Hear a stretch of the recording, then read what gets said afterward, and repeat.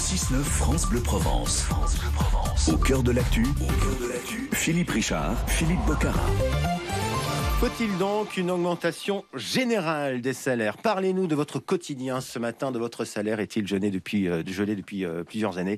04 42 38 08 08. C'est au cœur de l'actu ce matin sur France Bleu Provence et France 3 Provence-Alpes avec nos invités en direct en studio. Philippe Corsia, le président de l'Union patronale des Bouches-du-Rhône. Bonjour, merci d'être avec nous. Olivier Matteux, secrétaire général de la CGT des Bouches-du-Rhône. Merci à vous. Et bien sûr, vos questions, vos commentaires, vos solutions au 04 42 38 08 08, bien sûr aussi sur Facebook. Messieurs, merci d'être avec nous ce matin. Avant de débattre avec vous et avec les auditeurs et téléspectateurs, 11 secondes qui résument parfaitement notre thématique. 11 secondes de l'interview de Fatima, ATSEM depuis 21 ans, employée de la ville qui aide les maîtresses en classe et assure la surveillance cantine à l'école maternelle Saint-Louis-Gare. C'est dans le 15e arrondissement de Marseille. Quand je vois ma facture d'électricité, elle a carrément doublé, quoi. Moi, elle a carrément doublé. Et c'est pareil quand on va faire les courses. Avec 50 €, on remplissait un caddie. Maintenant, on ne le remplit plus. En fait, c'est de la survie. C'est de la survie. C'est de la survie. Olivier Matteux, ce constat de Fatima, qu'est-ce qui vous inspire? De la colère. Très, très concrètement, de la colère. C'est pas l'argent qui manque dans le pays, c'est pas les richesses créées par le travail qui manquent dans le pays. Le problème, c'est que cet argent est concentré dans les mains de quelques-uns et ça s'est accentué depuis la fameuse crise sanitaire. Philippe Corsia, au nom des patrons des Bouches-du-Rhône, quand vous entendez ce témoignage, qu'est-ce que vous dites? Je dis qu'elle a raison. Mais encore? Je dis qu'actuellement, on ne peut pas vivre avec 1250 € par mois. C'est pas possible quand on est au SMIC. C'est pas possible de pouvoir vivre comme ça. Donc il faut créer un dynamique, il faut créer une entreprise qui puisse créer de la valeur, de la richesse et pouvoir mieux redistribuer ça. Mais ce qu'il faut pas, c'est croire que les entreprises ont la possibilité de tout faire. Ça, c'est pas possible. Non, mais ça, je pense que tout le monde est d'accord là-dessus. Mais c'est on important. va pas opposer ce matin les entreprises et les syndicats et les travailleurs. Mais loin de là, puisqu'on éteint tout. C'est un cercle vertueux, l'entreprise. C'est le patron qui investit, qui est caution, qui essaye d'emmener la possibilité d'avoir des collaborateurs avec des salaires importants. C'est ça qui est important. Donc ça veut dire qu'aujourd'hui, en tout cas, en termes d'augmentation des salaires, c'est très compliqué. Vous ne pouvez pas faire n'importe quoi, n'importe comment. On ne peut pas faire n'importe quoi, n'importe comment. Olivier Matteux, vous, qu'est-ce que vous dites à l'occasion de cette journée? Il faut augmenter les salaires du privé et les salaires du public. Je dis qu'il faut augmenter les salaires du public, du privé, les pensions, les minima sociaux, et je dis qu'il y a l'argent. Vous savez la différence? Et vous avez la recette, Olivier Matteux? Mais bien sûr. Vous savez la différence entre M. Corsia et Johnny Hallyday? C'est que Johnny Hallyday, quelques années après sa mort, il fait encore de l'inédit. On a le même discours depuis des décennies. L'entreprise ne peut pas tout. La moitié je vous ai pas coupé, M. Corsia. La moitié des emplois privés de ce pays sont payés par de l'argent public. Dans les années 80, la part des dividendes versés aux actionnaires, 30%. Aujourd'hui, 85%. Il y a l'argent. Il faut aller le chercher et il faut le lever des mains de quelques-uns. Alors, Philippe Corsia, c'est vrai que la recette que vous proposez il y a quelques instants, c'est vrai qu'on l'entend depuis un certain nombre d'années. Toujours la même chose. En tout cas, quand on regarde aujourd'hui nos auditeurs, nos téléspectateurs faire leurs courses, ils sont avec les catalogues dans les supermarchés à dénicher les promotions et ils ne remplissent plus comme avant leur caddie, nous le dirons peut-être. Est-ce que vous savez, moi je suis le président de l'UPE 13. 13, c'est les Bouches-du-Rhône. Il y a 85% des entreprises. Il y a 85% des entreprises du territoire qui ont moins de 20 ou 25 salariés.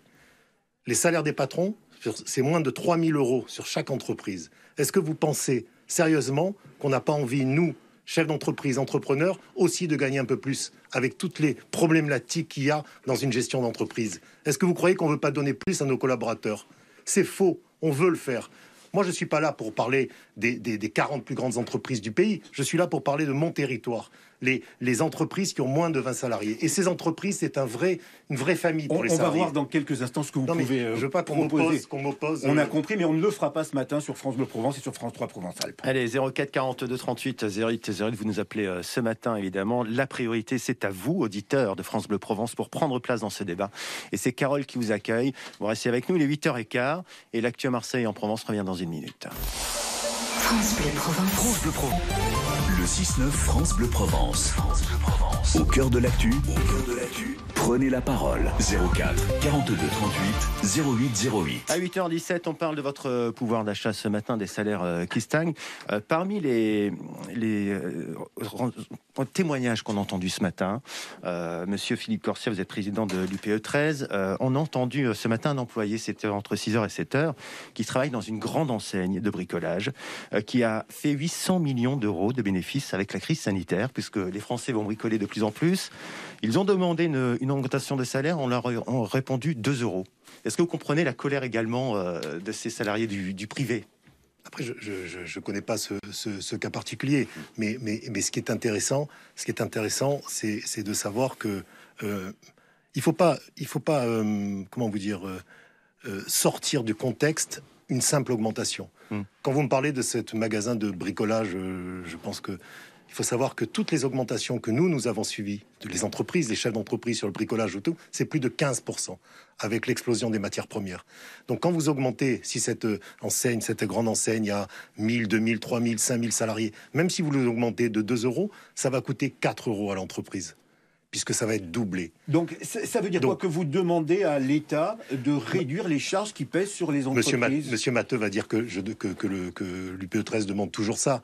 Augmentation des salaires avec réduction des charges sociales. Ce que je veux, c'est qu'une réduction des charges sociales, non pas pour tous les salaires, mais pour les salaires dits bas. C'est-à-dire, et je considère, et je pense que M. Matteux va le considérer. Un salaire bas, c'est quoi? Alors, justement, ne parlez pas pour moi. Je pense que... On va pas tomber d'accord, monsieur Corsia. Non, je sais, M. Matteux.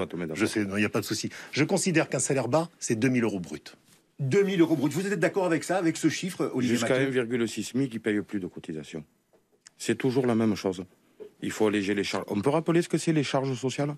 Oui. C'est la sécurité sociale, c'est les retraites, c'est les services publics, c'est l'éducation, c'est la santé. C'est ça qu'ils veulent pas payer. Et c'est ça qu'ils ne paient déjà pas.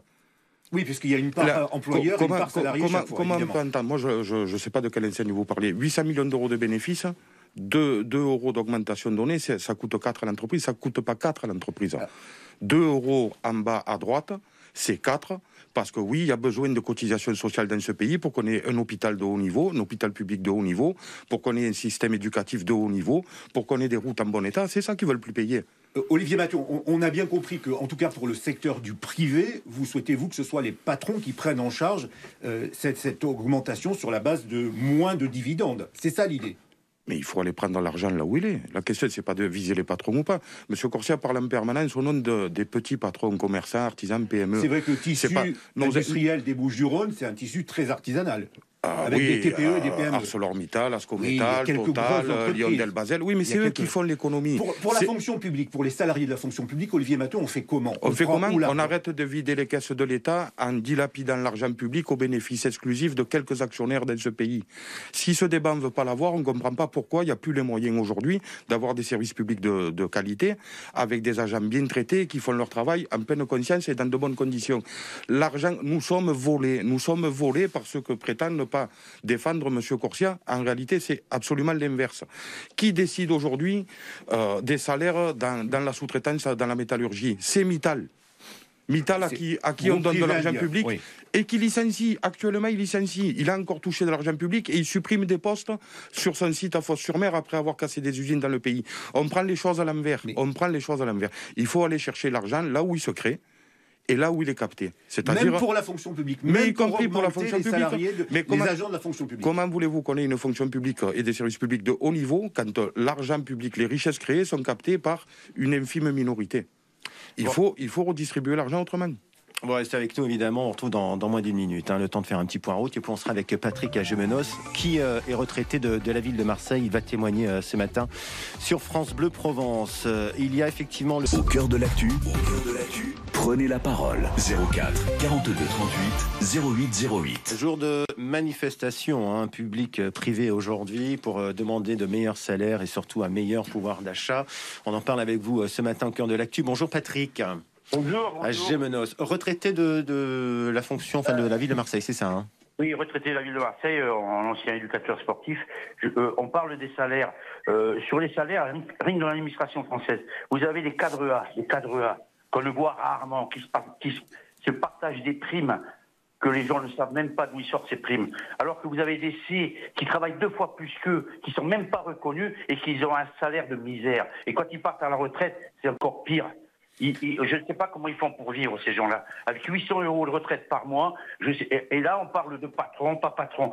Regardez déjà l'administration française, ce qui se passe avec les cadres A, tous ces grands messieurs. Patrick, il faut faire des courbettes quand on les voit. Patrick, vous aujourd'hui, vous nous dites que vous êtes retraité.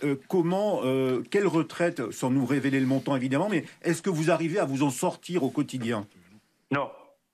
Non. Expliquez-nous un petit peu. Je ne vais pas en vacances.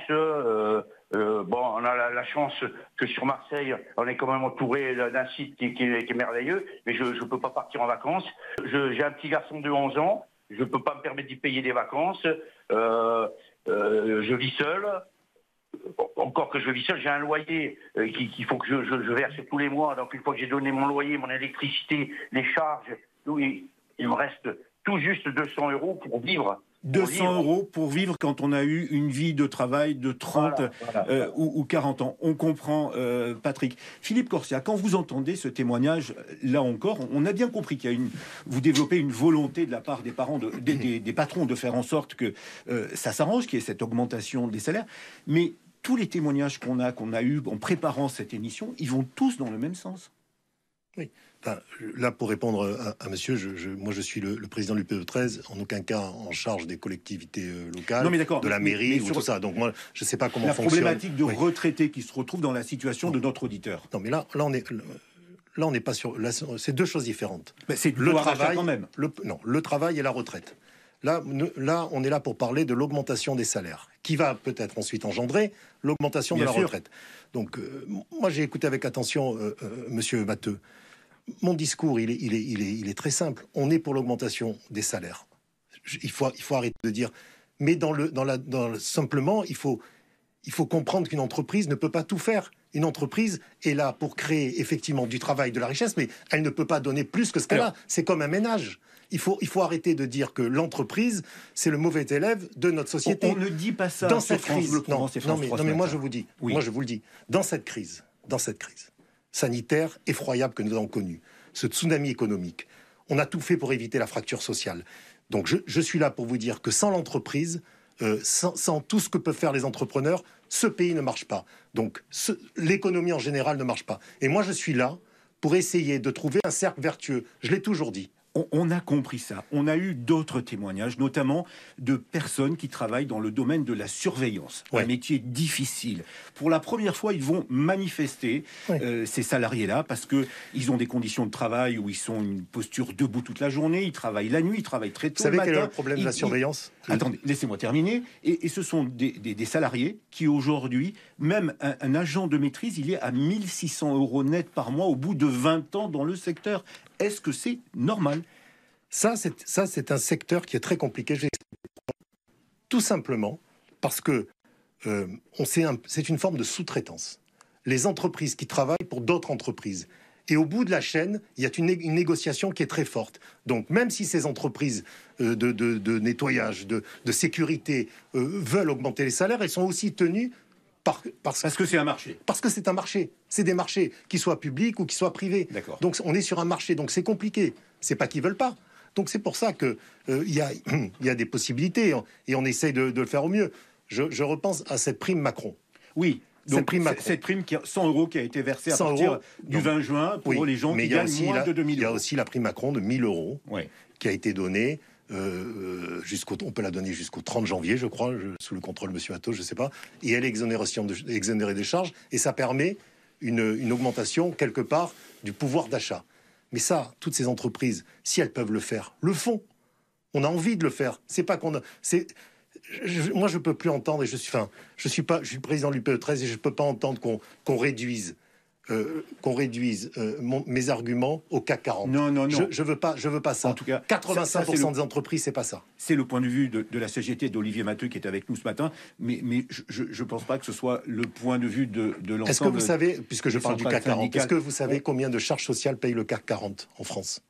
500 milliards d'euros. 500 milliards d'euros pour la santé, pour la protection, pour tout.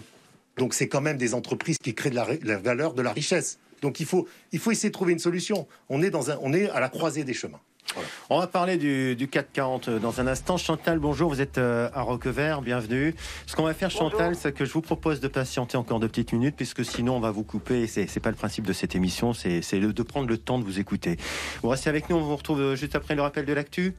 Bien sûr. Et on va parler notamment du 440 et du salaire des femmes, puisque ça aussi, c'est du pouvoir d'achat en moins pour elles. Et c'est important de prendre le temps d'en parler ce matin. 04 42 38 08 08 pour prendre la parole. À tout de suite.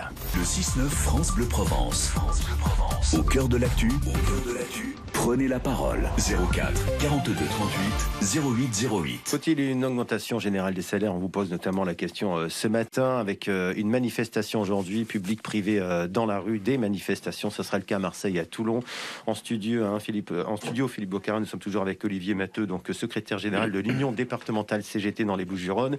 Patrick Corsia, également président de l'UPE 13. J'ai dit Patrick, c'est Philippe. Il y a beaucoup de Philippe dans le studio ce matin, c'est pour ça. C'est l'autre Patrick. Et puis Chantal, qui est avec nous à Roquevert. Bonjour. Bonjour. Bienvenue. Vous serez donc dans la rue, vous, aujourd'hui? Eh oui, je serai moi dans la rue tout à l'heure à 10h30 à Marseille. Et pourquoi vous allez manifester pour justement? L'augmentation de salaire, parce que moi je suis pour l'augmentation minimum de 2 000 euros. Et je vais vous l'expliquer pourquoi.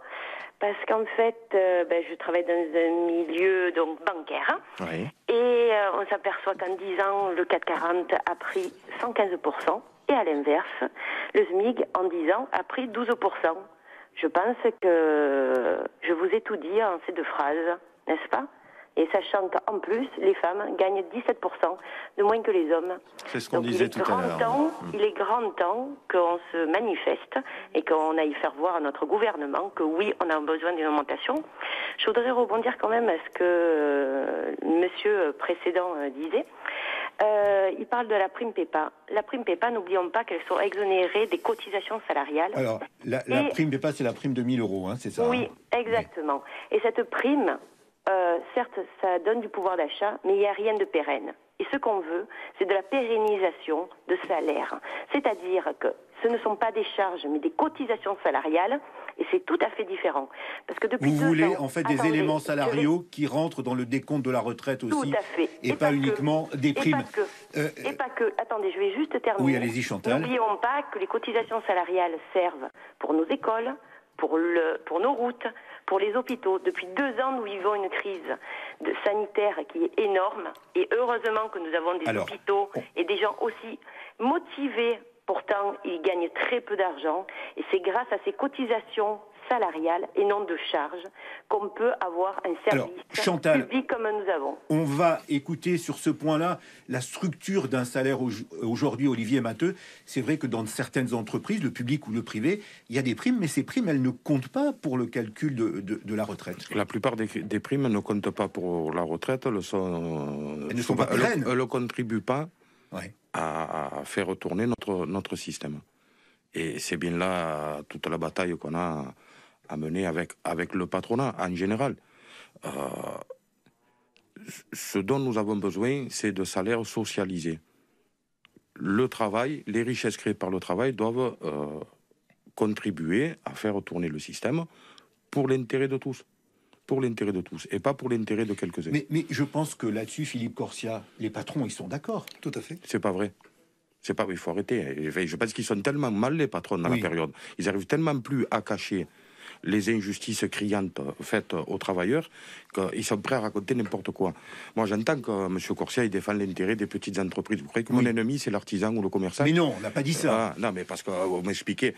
Là où on a un problème, c'est avec ceux qui structurent l'économie. Ceux-là, ils font en sorte que... Alors, c'est le ministre de l'économie, c'est Emmanuel Macron? Et les grandes majors du pétrole. Mais c'est cela qui font que tout ce qui vient derrière, on parlait tout à l'heure de sous-traitance, bon, on parle de surveillance ou quoi que ce soit, c'est en permanence la recherche du moins 10 ans. Forcément que ça crée une concurrence entre les entreprises qui fait que la variable d'ajustement... Aujourd'hui, on est dans une économie qui est mondialisée. Mais elle est mondialisée, pourquoi? Parce qu'ils se sont couchés devant la finance internationale. Ils ont renoncé à sauver l'industrie en France. Avant qu'on prenne le prochain auditeur, Philippe Corsia, quand vous entendez ça, qu'est-ce que vous dites? C'est toujours la même chose, c'est ce que vous dites. Bah alors, si moi je dis toujours la même chose, c'est toujours, on reste toujours sur la... Si moi je dis toujours la même chose, Monsieur Matteux dit exactement la même chose depuis toujours aussi. Sauf qu'on n'a pas trouvé de solution. Sauf que il y a la solution. J'écoutais Madame qui vient d'intervenir. Chantal Roquevert. Chantal Roquevert. 1 000 euros, effectivement, ça ne rentre pas. Et je suis tout à fait d'accord dans le décompte pour ensuite pouvoir avoir une retraite un peu meilleure. Ce qu'on demande nous, c'est que cette prime en fait soit lissée sur l'année et avec 100 euros de plus par mois multiplié par 12, ça fait 1 200 euros. Mais on demande que ces 1 200 euros soient fixés, soient définitifs sur la fiche de paye, mais qu'elles ne soient pas chargées.